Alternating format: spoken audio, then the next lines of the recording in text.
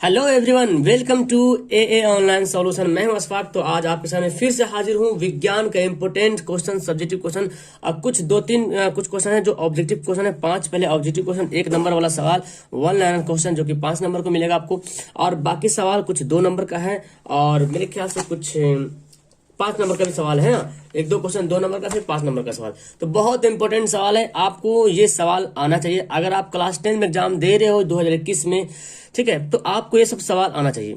अगर आपको नहीं आता है, नहीं समझ में आ रहा है, यानी कि मतलब आप याद नहीं किए हो, नहीं पढ़े हो, तो आज इसको नोट कर लेना, ठीक है, और याद कर लेना। आपके लिए बहुत बेनिफिट करेगा कैप्सूल की तरह। तो चलिए स्टार्ट करते हैं। वीडियो को शुरू से लेकर आखिर तक देखना। ओके, आप किसी भी बोर्ड से, डोंट वरी, सभी का साइंस बराबर होता है। सबसे पहला सवाल तो यहाँ पे दिख रहा आपको, और इसका जवाब मुझे देना है। आप भी मुझे कमेंट कर सकते हो, ठीक है, कमेंट सेक्शन में आप अपना जवाब कमेंट कर सकते हो। इसका आंसर क्या होगा, ठीक है। हालांकि मैं इसका जवाब देने वाला हूं तुरंत अभी। तो यहाँ पे सवाल पहला है कि बैटरी से प्राप्त धारा किस प्रकार की होती है, यानी कि बैटरी से कैसी धारा प्राप्त की जाती है। तो बैटरी से डिस्ट धारा प्राप्त की जाती है। कैसी धारा? डिस्ट धारा जो है बैटरी से प्राप्त की जाती है। डिस्ट धारा, ठीक है, डिस्ट धारा जो है बैटरी से, यानी कि डीसी जिसको बोलते हैं, डीसी करंट, ठीक है, डीसी करंट बैटरी से प्राप्त किए जाते हैं। अगला है निर्वात में प्रकाश की चाल का वेग कितना होता है। निर्वात में प्रकाश की चाल, तो निर्वात में प्रकाश की चाल होता है 3 × 10⁸ मीटर प्रति सेकंड, ये होता है, ठीक है। तो अगर सवाल एक ऐसे भी आता है कि सबसे ज्यादा चाल किसमें होता है, निर्वात में। हाँ, वायु भी रहता है ऑप्शन में और निर्वात भी रहे ऑप्शन में, तो सबसे पहले आपको निर्वात में बताना है। अगर निर्वात ऑप्शन में ना रहे तो फिर वायु को टिक करना है, ठीक है। डीएनए का पूरा नाम क्या है? डीऑक्सी राइबो न्यूक्लिक एसिड, ठीक है, डीऑक्सी राइबो न्यूक्लिक एसिड। तो इसका आंसर होगा डीऑक्सी राइबो न्यूक्लिक एसिड। मैं हिंदी में ही लिख दिया हूं, आप इसको इंग्लिश में भी लिख सकते हो। तो याद रखिए, मतलब सबसे बड़ी बात है D4 deoxy ribo nucleic acid. इसका आंसर पता होना चाहिए, ठीक है। आता है 1 नंबर सवाल में। रक्त का रंग लाल किस वर्ण के कारण होता है? आपको पता है रक्त का जो रंग होता है लाल, वो हीमोग्लोबिन के कारण होता है। किसके कारण होता है? हीमोग्लोबिन के कारण होता है, ठीक है। हीमोग्लोबिन के कारण रक्त का जो है रंग जो क्या होता है, लाल होता है, ठीक है, हीमोग्लोबिन के कारण। याद रहेगा सवाल। अगला है हाइड्रोजन के 2 परमाणु के बीच कौन सा बंधन होता है? तो हाइड्रोजन बोला गया ना, हाइड्रोजन के 2 परमाणु के बीच कौन सा बंधन होता है? तो हाइड्रोजन के 2 परमाणु के बीच, इसको H2 बोलते हैं ना, हाइड्रोजन, इसके बीच जो है एकल बंधन होता है। कौन बंधन होता है? एकल बंधन होता है। देखिए, एकल, अच्छा डबल लिखा गया, एकल बंधन होता है। जैसे कि हाइड्रोजन हाइड्रोजन के बीच एक बंधन होता है, ठीक है।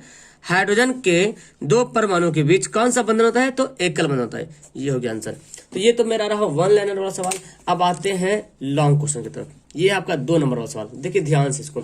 सवाल क्या बोलता है कि लैंगिक जनन क्या है, इसकी विशेषताएं क्या है। 2 नंबर का आपको यहाँ पे सवाल मिलने वाला है। अगर आपको ये सवाल का जवाब आपको पता है तो आपके पास 2 नंबर है, फिर तो आपके पैकेट में, यानी कि आपके पास 2 नंबर कन्फर्म।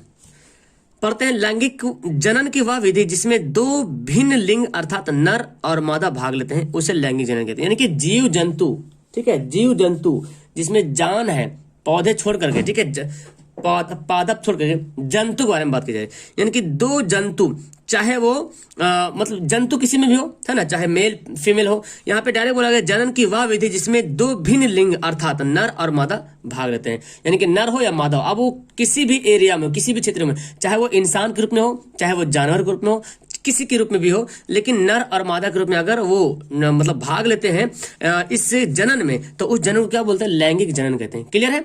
अब यहाँ पे सवाल है विशेषताएं। तो सबसे पहले विशेषताएं, लैंगिक जनन से उत्पन्न नए जीव अपने माता पिता के समान भी हो सकते हैं और उससे अलग भी हो सकते हैं। यानी कि जो लैंगिक जनन से जो उत्पन्न जीव होंगे, ठीक है, उत्पन्न जीव होंगे तो अपने माता पिता से समान भी हो सकते हैं और अलग भी हो सकते हैं। तो ये इसकी विशेषताएं हैं कि लैंगिक, ऐसे कोई नहीं कि एकदम जो संतान पैदा हो इंसान से या तो उसकी अपने माँ से, तो कोई नहीं कि उसी की तरह हो, है ना, उससे कुछ भिन्न भी हो सकता है और समान भी हो सकता है। दूसरी बात है, इस जनन से जीवों में विविधता पैदा होती, विविधता, है ना, लैंगिक जनन से जीवों में विविधता पैदा होती है। और इसके और भी बहुत सारे विशेषताएं हैं कि लैंगिक जनन इसलिए करते हैं क्योंकि उनका जो अनुवांशिक जो है पीढ़ी दर पीढ़ी जो है वंशागत जो बना रहे हैं ना, अनुवांशिक उसका वंशागत वंश उसका चलता है, वंश चलने के लिए भी लैंगिक जनन करते हैं, ठीक है। तो ये सब बहुत सारी विशेषताएं हैं। तो फिलहाल यहाँ पे 2 आप लिखेंगे काफी, इस सवाल के हिसाब से आपको 2 नंबर मिलेगा, ठीक है। चलिए आगे सवाल पढ़ते हैं। यहाँ पे आगे क्या बोलते हैं, अगला देखिए सवाल बहुत इंपॉर्टेंट है। अच्छा, एक और जनन यहाँ पे दे दिया है, उसका विशेषता है यह जैव विकास में मदद करता है, नए जीव की उत्पत्ति में भी सहायक होता है। यानी कि जो लैंगिक जनन करते हैं जैव के विकास में भी मदद करता है, जैव विकास हो रहा उसमें मदद करता है, और नए जीव की उत्पत्ति में भी सहायक होता है। लैंगिक जनन के कारण है कि नए जीव का उत्पन्न करना ही लैंगिक जनन। ठीक है, अब देखिए यहाँ पे सवाल अब आ गया, एक आ गया फिजिक्स से सवाल आ गया और इंपॉर्टेंट सवाल है। इस सवाल क्या है कि एम्पियर की परिभाषा दे। एम्पियर जानते हैं विद्युत धारा मापने का एक ये है मात्रक है एम्पियर। एम्पियर की परिभाषा दें, एक कूलम आवेश किसी चालक से 1 सेकंड में प्रवाहित हो तो धारा का मान 1 एम्पियर होगी। अब देखो इसका डिफिनेशन आप देखिए कैसे कैसे लिखा हुआ, एक कूलम आवेश किसी चालक से 1 सेकंड में प्रवाहित हो तो धारा का मान 1 एम्पियर होगा। तो बहुत से बच्चे लगेंगे यार झोल झाल टाइप का लग रहा है, मजा नहीं आ रहा। आप इसका फॉर्मूला जानते हैं ना, 1 एम्पियर बराबर आई बराबर क्या होता है क्यू बाई टी, है ना। ये फॉर्मूला आप याद रखें, आई बराबर क्यू बाई टी। देखिए ये क्यू क्या है, कूलम है, आवेश है ना, और टी क्या है, समय है, सेकंड है, टाइम है। तो बोला कि एक कूलम आवेश, क्योंकि एक कूलम क्या आवेश है, एक कूलम आवेश किसी चालक से, अब आवेश जो यानी कि जो धारा जो प्रवाहित होगा वो तो जाहिर सी बात कोई चालक ही पदार्थ में, लकड़ी में तो धारा प्रवाहित नहीं होगा, कोई चालक जिसमें विद्युत धारा प्रवाहित हो रहा उसी में ही प्रवाहित होगा धारा, विद्युत धारा। तो सबसे पहले आपको ये पता होना चाहिए कि एम्पियर जो धारा का मात्रक है। ठीक है, तो एक कूलम आवेश किसी चालक से, किसी भी चालक से 1 सेकंड में जो धारा प्रवाहित होती है उस धारा का जो वैल्यू है, जो मान है ना, उसको बोलते हैं 1 एम्पियर। क्या बोलते हैं, एम्पियर। एम्पियर का फॉर्मूला पे लिख देना, एम्पियर बराबर 1 कूलम बाई 1 सेकंड। क्लियर है।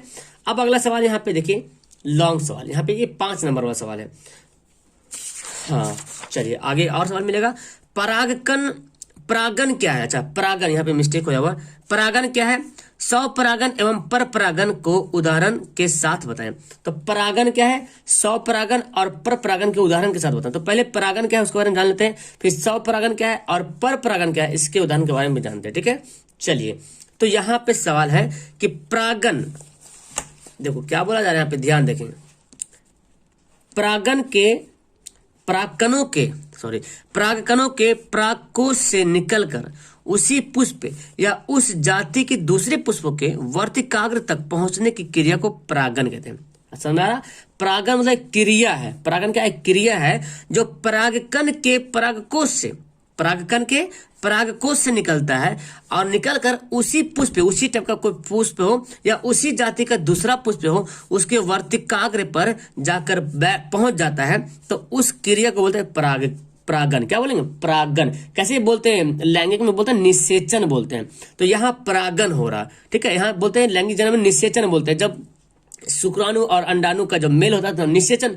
तो यहाँ पे परागन है, यानी कि परागकण के परागकोश से निकलकर अगर वो पहुंच जाएगा कहाँ पे, वर्तिकाग्र में, तो ये जो क्रिया है इसको बोलते हैं परागन। अब देखिए स्वपरागन क्या है और पर परागन क्या है। तो आप यहाँ पे जो लिखा हुआ इसी से पता चल रहा है कि स्वपरागन है। स्व के मतलब खुद से, स्व का मतलब क्या हुआ, खुद से। जब एक ही पुष्प के परागकण उसी पुष्प के वर्तिकाग्र पर पहुंचते हैं, ठीक है। जब एक ही पुष्प के परागकण उसी पुष्प से निकलता है और वर्तिकाग्र पर पहुंचता है, मतलब जो पौधा है ना उसी पौधा से निकला और उसी पौधा में पहुंच गया। समझ आ रहा है, यानी कि परागकण जो है परागकोश से निकला और अपने ही उसी पुष्प के वर्तिकाग्र पर जाके पहुंच गया। तो उसी पौधे के अन्य पुष्प के वर्तिकाग्र पर पहुंचते हो तो उसे क्या बोले, स्वपरागन बोलते हैं। यानी कि अपने ही जाति के पौधे पे पहुंचे हो या उसी पौधे के अन्य पुष्प पे, उसी पौधा यानी कि एक पौधा है, मान लीजिए एक पौधा है, ठीक है, और यहाँ पे पत्तियां हैं, ठीक है। तो परागकण, यहाँ परागन की क्रिया हो रहा। तो स्वपरागन क्या होगा, यानी कि जो परागकण होगा ना, परागकण निकल के इसी में बहुत सारी डालियां हो गई, इधर होगा, है ना। तो इसी पौधे में जाकर के पहुंच जाएगा, किसी में भी, किसी वर्तिकाग्र में, है ना। फूल, एक पौधे में तो बहुत सारे फूल होते हैं। तो बोला जा रहा है कि जब एक ही पुष्प के परागकण उसी पुष्प के वर्तिकाग्र पर पहुंचता है, या तो फिर ऐसे भी हो सकता है ना कि उसी पौधे के अन्य तो फूल होगा और भी तो पुष्प होंगे, उस पुष्प के वर्तिकाग्र पर अगर पहुंचता है तो स्वपरागन। मतलब कि सिंपल सी बात ये है कि जब परागन की वह क्रिया जो खुद स्वयं अपने ही पौधों पर होती है, अपने ही पौधों के पुष्पों पर होती है। सिंपल से भाषा में बोल सकते हैं कि परागन की वह क्रिया जो परागकण वर्तिकाग्र पर अपने ही पौधे के पुष्प पर जाके पहुंचती है उसको स्वपरागण बोलते हैं, मतलब अपने से, अपने ही पौधे पे, ठीक है, दूसरा पे नहीं। और यहाँ पे बोल रहा है या केवल उभयलिंगी पौधे में ही होता है, किसमें, उभयलिंगी पौधे में होते हैं, जैसे कि सूर्यमुखी, बलसम, बालसम, तो ये उभयलिंगी पौधे में स्वपरागण की क्रिया होती है, सभी पौधों में नहीं होता है। स्वपरागण क्रिया उभयलिंगी पौधा में होता है, जैसे सूर्यमुखी हो गया, बालसम हो गया। अब पर परागण क्या है, तो अब इससे तो पता चल गया, इससे उल्टा, जब एक पुष्प के परागकण दूसरे पौधे के किसी पुष्प से के वर्तिकाग्र तक पहुंचते हैं उसे पर परागण कहते हैं। इस पर परागण में बाहरी वाहक जैसे कीट, जल, हवा आदि की आवश्यकता पड़ती है। मतलब पर परागण हुआ क्या ना, कि एक पौधा यहाँ पे है तो इस पौधा से परागकण निकल करके दूसरे पौधा पे जाकर के पहुंच जाएगा, दूसरे पौधे के पुष्प के वर्तिकाग्र पे जाकर पहुंच गए, ठीक है। और ये पहुंचता है कैसे, कभी कभी कीट के द्वारा, कीट खा लिया उसको और जाकर के यहाँ बैठा और मतलब यहाँ पे छोड़ दिया, है ना, गिरा दिया, तो यहाँ पे हो जाएगा वर्तिकाग्र पे पहुंचा, तो फिर ये यहाँ से इसका मतलब परागण की क्रिया होने शुरू हो जाएगा। जल के द्वारा बताएं, जल कभी पानी पड़ा, बारिश हुई तो बह गया, बह के फूल पे चल गया, ऐसे भी होता है। हवा के माध्यम से ज्यादा करके होता है कि हवा उड़ रहा, पहुंच गया, मतलब हवा उड़ा, बीज जो इसका था ना स्वपरागण, परागकण जो होता है वो हवा से उड़ करके इसके दूसरे पौधे के वर्तिकाग्र पे पहुंच जाता है। तो हवा के माध्यम से, कीट के माध्यम से, जल के माध्यम से आदि की आवश्यकता पड़ती है सौ पर परागण की, लेकिन सौ परागण की ऐसा आवश्यकता नहीं पड़ती है, वो अपने ही पौधे पे, क्योंकि वो तो ज्यादा चांसेस रहता है ना, सौ परागण में ज्यादा चांसेस रहता है अपने ही पौधे। और अगर देखा जाए कि सौ परागण ज्यादा कि पर परागण ज्यादा, तो पता चला कि सौ परागण ज्यादा मात्रा में, क्योंकि वो तो अपने ही पौधा में। लेकिन यहाँ पे दो ही पौधा है, सूर्यमुखी और बालसम, जो उभयलिंगी पौधों में ऐसा देखने को मिलता है, लेकिन और सब में जो होता है वो पर परागण होता है। इस का परागकण जो है दूसरे पौधे में, दूसरे पौधे के पुष्प के वर्तिकाग्र में पहुंच जाता है, तो ये क्या कहलाता है, पर परागण। क्लियर है, क्लियर समझ में आ गया कि पर परागण क्या है, मतलब कि पर का मतलब डिपेंड, जैसे कैसे पर स्वपोषी, परपोषी। स्वपोषी मतलब अपना भोजन खुद बनाते हैं, परपोषी अपना भोजन बनाने के लिए दूसरे पे डिपेंड रहते हैं। तो यहाँ पे भी वही है कि परागण क्रिया होने के लिए क्या होता है, दूसरे पौधे के परागकण निकलता है और किसी दूसरे पौधे के पुष्प के वर्तिकाग्र तक पहुंचता है, तो उसको बोलते हैं पर परागण। और इसके होने का ये सब वाहक है, इसकी आवश्यकता पड़ती है। चलिए एक और सवाल आपको केमिस्ट्री से है जो कि बहुत ही इंपॉर्टेंट है। अब देखिए यहाँ पे इस सवाल, ये सवाल बहुत बार आता है एग्जाम में। ये बोलता क्या है, इसका आईयूपीएसी नाम बताइए। आईयूपीएसी नाम क्या होगा, इसका आईयूपीएसी नाम। अब देखिए इसका आईयूपीएसी नाम जानना बहुत इजी। देखिए क्या है, यहाँ पे देखिए क्लोरीन लिखा हुआ है ना, क्लोरीन पर देखिए कार्बन कितना पीस है, 1 2 3 पीस है, 3 पीस है। तो आप याद किए होंगे मिथेन, इथेन, प्रोपेन, है ना, मेथ, एथ, प्रोप, ब्यूट, इसे याद किए। तो तीसरा नंबर पे तो प्रोप होगा, चलो प्रोप हो गया। अच्छा यहाँ पे अगर Cl को हटा देते हैं तो प्रोपेन बन जाएगा। देखो 1 2 3 4 5 6 7 8 क्या बनेगा, प्रोपेन। क्योंकि देखो सी कार्बन कार्बन के बीच कितना बॉन्ड है, एक बॉन्ड है, इसको प्रोपेन बनते हैं। और लेकिन यहाँ पे क्लोरीन लग गया तो बोलेंगे क्लोरोप्रोपेन। क्या बोलेंगे, क्लोरोप्रोपेन। इसका नाम क्या हो जाएगा, क्लोरोप्रोपेन। क्या हो जाएगा, क्लोरोप्रोपेन। इसका आईयूपीएसी नाम लिख लेना। अच्छा ये देखो क्या है, अब देखो यहाँ पे आप एथेनॉल, मिथेनॉल पढ़े होंगे, एल्कोहल का ये कीटोन ग्रुप को पढ़े होंगे। तो यहाँ पे इसका जो आईयूपीएसी नाम है, इसका नाम है मिथेनल। क्या नाम है, मिथेनल। CHO ग्रुप होता है एल्डिहाइड ग्रुप का, ठीक है, ये है एल्डिहाइड ग्रुप का। अच्छा ये देखिए इसको क्या बोलेंगे, देख रहे हैं यहाँ पे कार्बन कार्बन के बीच कितना बॉन्ड है, डबल बॉन्ड है। अब कार्बन क्या पीस है, 3 पीस कार्बन है, 1 2 3, मेथ एथ प्रोप, तो प्रोप में आएगा और डबल बॉन्ड है तो इसको बोले प्रोपीन। क्या बोलेंगे, प्रोपीन। ये है प्रोपीन। क्लियर, इसका आईयूपीएसी नाम ये हो गया, इसका आईयूपीएसी नाम मिथेनॉल हो गया, इसका क्लोरोप्रोपेन। तो देखो क्लोरोप्रोपेन हो गया ना, यहाँ क्लोरीन के जगह चेंज भी हो सकता है, ब्रोमीन भी हो सकता है, तो ब्रोमोप्रोपेन हो जाएगा। समझ आ रहा ना, क्लोरीन के जगह पे ब्रोमीन भी हो सकता है, Br लिख दें तो हो जाएगा ब्रोमोप्रोपेन। अगर आई लिख दें तो आयोडोप्रोपेन हो जाएगा। समझे, इस तरह से चेंज होता है। अगर क्लोरो इथेन भी हो सकता है, अगर इथेन के फॉर्म में रहे तो इथेन हो सकता है, chloromethane, chloro ethane, chlorobutane, chloro hexane, जो भी चाहे वो हो सकता है। लास्ट में ध्यान रखना, क्लोरो, ब्रोमो, इथेन, आयोडो, इस तरह से रह सकता है, ठीक है।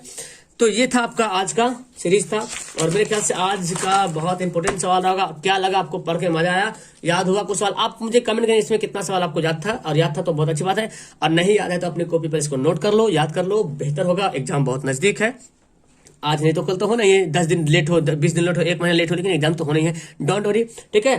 तो पहली बार आए तो चैनल पे ज्वाइन हो जाइए। आपका यहाँ पे क्लास डेली चलता है, सुबह 6 बजे, सुबह 9 बजे, 12 बजे दिन में, 3 बजे दिन में, और 6:30 बजे शाम में और 9 बजे रात में मैथ क्लास। ओके, तो यहाँ पे डेली क्लास होती है, आप ज्वाइन हो जाए। Okay, bye, that's all, thank you.